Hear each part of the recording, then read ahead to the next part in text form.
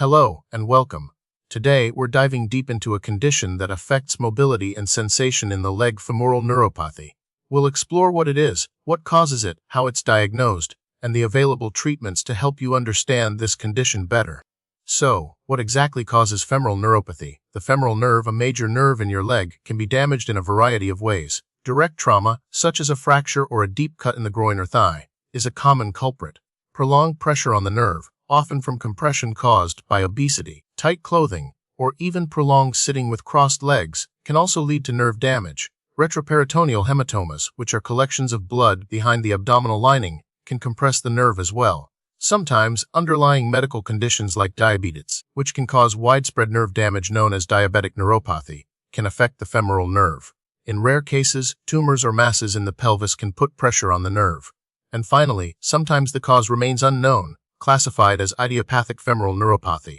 Let's talk about how femoral neuropathy develops. At its core, it's a problem with nerve function. When the femoral nerve is damaged, its ability to transmit electrical signals is impaired.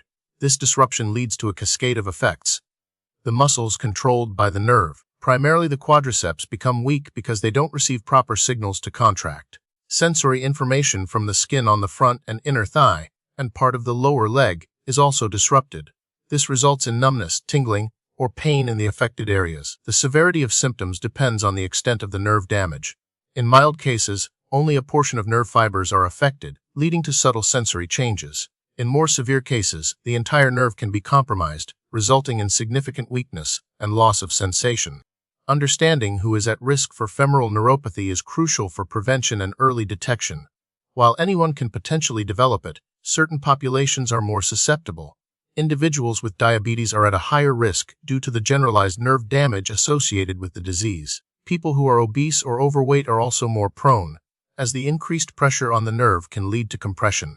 Those with bleeding disorders or taking anticoagulant medications have an increased risk of retroperitoneal hematomas, a potential cause of femoral nerve compression. Recent hip or pelvic surgery can also increase the risk of injury to the nerve.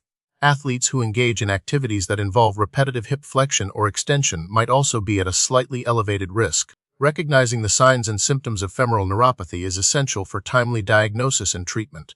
The most common symptoms include weakness in the quadriceps muscle, making it difficult to extend the knee or climb stairs.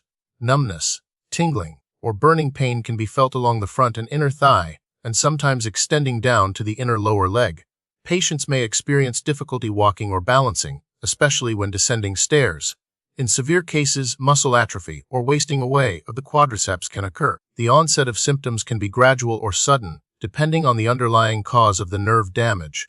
Diagnosing femoral neuropathy involves a thorough medical evaluation. A physical examination is crucial to assess muscle strength, reflexes, and sensation in the leg. The doctor will also check for any signs of muscle atrophy. Nerve conduction studies and electromyography, or EMG, are often used to evaluate the function of the femoral nerve and the surrounding muscles. These tests can help determine the extent and location of nerve damage. Imaging studies, such as MRI or CT scans, may be ordered to rule out any structural abnormalities, like tumors or hematomas, that could be compressing the nerve. Blood tests might be done to check for underlying conditions like diabetes or bleeding disorders. Femoral neuropathy doesn't typically have distinct classifications or types, in the same way as some other neurological conditions. However, it's helpful to categorize it based on the underlying cause. For example, you might have diabetic femoral neuropathy, if it's related to diabetes, or post-surgical femoral neuropathy if it developed after a surgery. You might also distinguish between acute, sudden-onset neuropathy versus a chronic, slowly developing one. This distinction is usually made to better understand the root cause and direct treatment strategies effectively. Treatment and management of femoral neuropathy focus on addressing the underlying cause and relieving symptoms. Pain management is a key aspect and may involve over-the-counter pain relievers, prescription medications like nerve pain medications, or topical creams. Physical therapy plays a crucial role in strengthening the quadriceps muscle and improving range of motion.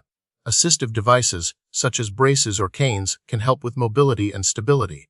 In some cases, surgery may be necessary to release pressure on the nerve, especially if it's being compressed by a tumor or hematoma. For patients with diabetes, strict blood sugar control is essential to prevent further nerve damage.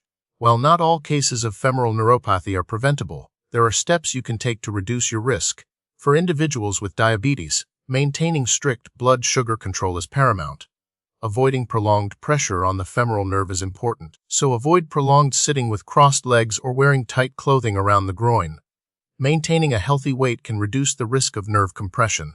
Practicing good posture and ergonomics can also help prevent nerve damage.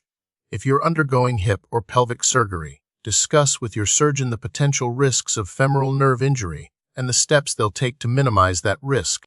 The prognosis for femoral neuropathy varies depending on the underlying cause and the severity of nerve damage. In many cases, with appropriate treatment, individuals can experience significant improvement in their symptoms and regain function. Nerve regeneration can take time, so patience is key. Full recovery may take several months to a year. However, in some cases, especially if the nerve damage is severe or if the underlying cause is not addressed, some residual weakness or numbness may persist. Recent research is exploring new approaches to nerve regeneration, including the use of growth factors and stem cell therapies, but these are still in early stages of development. Further research is needed to improve treatment options and outcomes for individuals with femoral neuropathy.